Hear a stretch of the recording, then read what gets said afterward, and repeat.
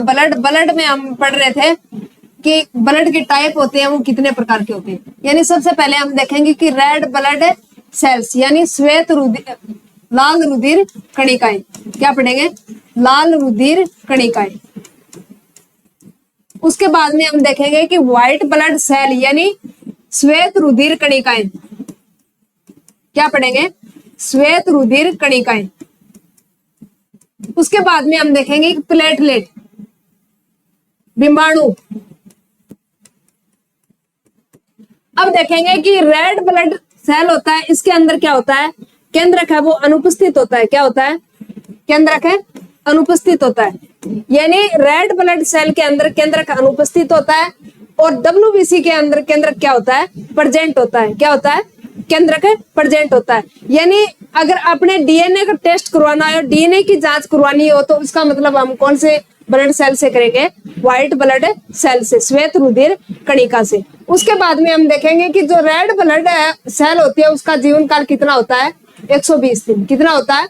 120 दिन। यानी ये 120 दिन तक क्या रहती है? जीवित रहती है। क्या रहती है?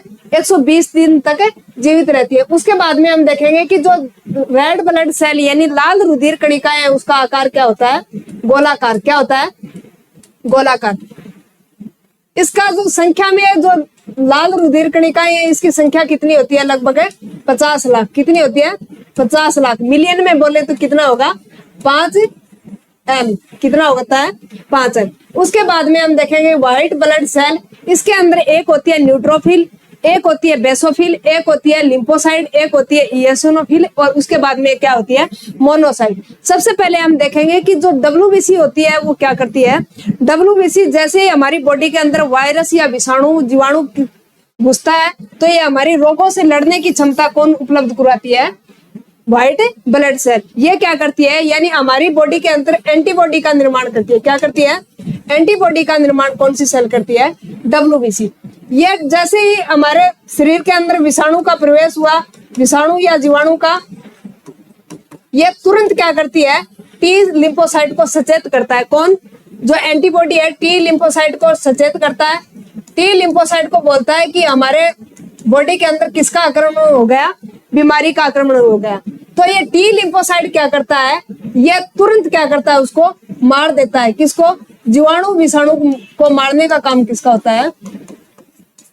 टी लिम्फोसाइट कोशिका का। किसका होता है? टी लिम्फोसाइट का। टी लिम्फोसाइट जैसे ही इस जीवाणु और वायरस को क्या करती है? मारती है। ये तुरंत किसके पास जाती है? मोनोसाइट सेल के पास। किसके पास जाती है? मोनोसाइट सेल के पास। मोनोसाइट सेल क्या होती है? ये क्या करती है? यानी जैसे इस जीवाणु और विषाणु को क्या किया? इसने टी लिम्फोसाइट कोशिका द्वारा क्या की गई?